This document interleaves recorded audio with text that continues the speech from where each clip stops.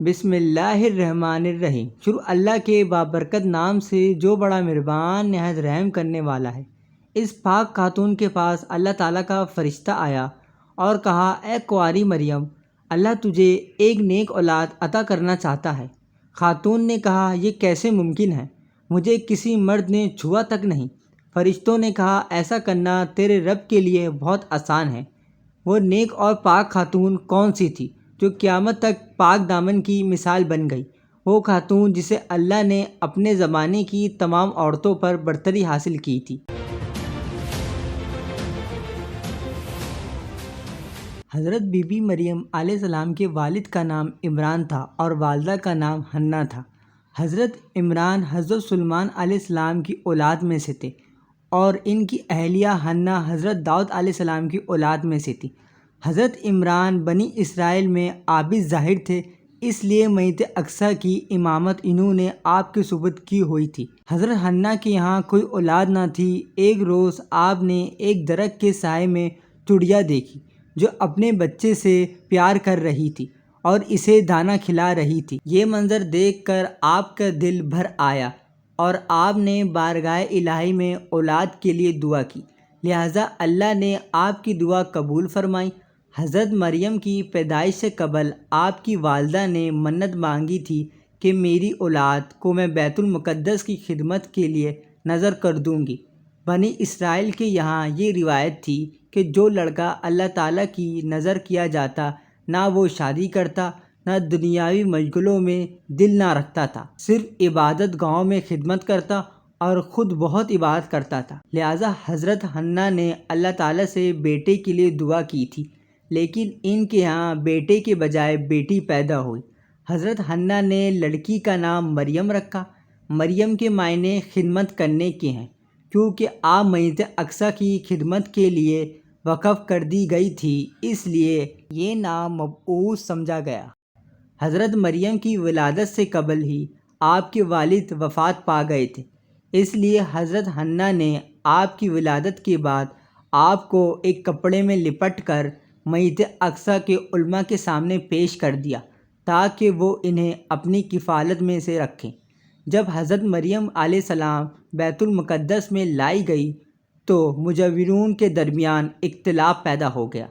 ہر کوئی خود کو آپ کا زیادہ حقدار سمجھتا تھا۔ پھر یہ فیصلہ ہوا کہ وہ مجاورین جن سے وہ توریت لکھتے ہیں اپنے پانی میں چھوڑیں۔ جس کا قلم پانی کے بہاؤ میں بہنے کے بجائے الٹا بہے گا وہ مریم کی کفالت کا حقدار ہوگا۔ اس مقابلے میں حضرت زکریا علیہ السلام بھی شامل تھے۔ ان کے قلم کو اللہ نے الٹی طرف بہا دیا اور وہ ان کی پرورش کے حقدار ہو گئے۔ اس طرح ان کی منشا کے مطابق حضرت زکریا علیہ السلام کے سپرد کر دی گئی۔ حضرت زکریا علیہ السلام کی بیوی حضرت مریم کی خالہ لگتی تھی، لہٰذا ان سے بڑھ کر ان کی بہتر پرورش کوئی نہ کر سکتا تھا۔ حضرت مریم علیہ السلام دوسرے بچوں کی بنسبت بہت تیزی کے ساتھ بڑھتی رہی۔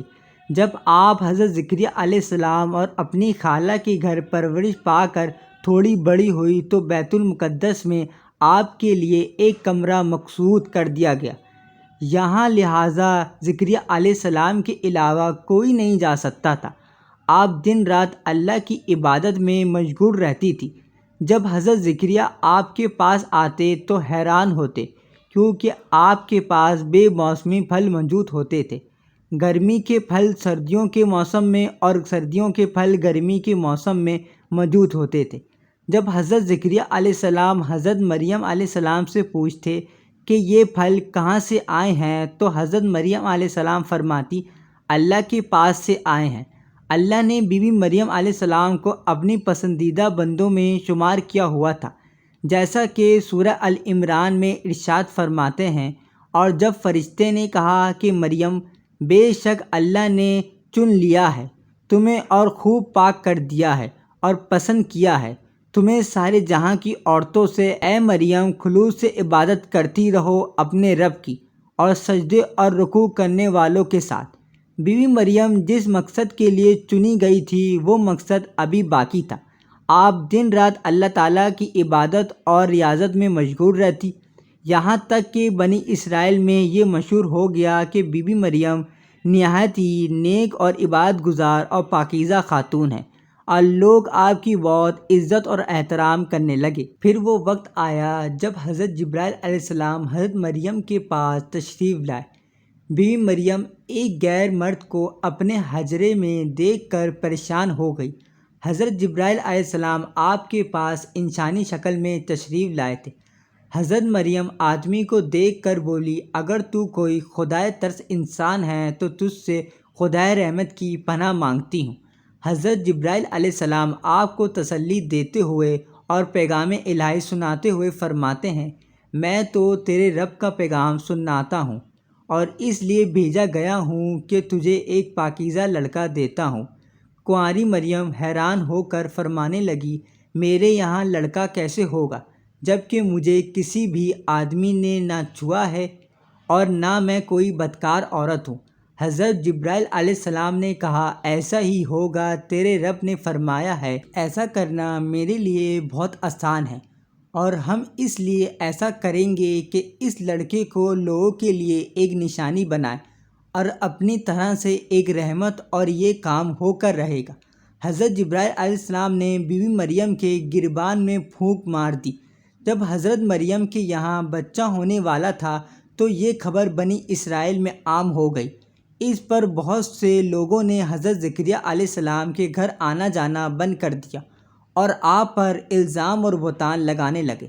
حضرت مریم بیت المقدس سے نکل کر ایک دور مقام پر جا کر ٹھہر گئی۔ آپ اس مقام پر تنہا رہ رہی تھی کہ ایک دن آپ کو درد وحشت شروع ہو گیا۔ آپ نے ایک درخت کا سہارا لیا، ٹہنی کو پکڑ کر بیٹھ گئی۔ وہ ایک خشک درخت تھا، جب وہ اس درخت کو ہلاتی تو معجزے سے وہ پھل دیتا۔ حضرت مریم درد سے بے چین تھی، بدنامی کا خیال تھا۔ آخر گھبرا کر کہنے لگی کہ کاش میں مر گئی ہوتی، دھول بن گئی ہوتی۔ اس مشکل وقت میں اللہ نے ان کے قدموں کے قریب نہر جاری کر دی اور آواز آئی، پانی پیو اور کھجور کھاؤ تاکہ جسم کو تقویت پہنچے۔ پھر اپنی اولاد کو دیکھ کر پاؤں اس حالت میں حضرت عیسیٰ علیہ السلام کی پیدائش ہو گئی۔ آپ اپنے بیٹے کو لے کر قوم کے پاس آئی۔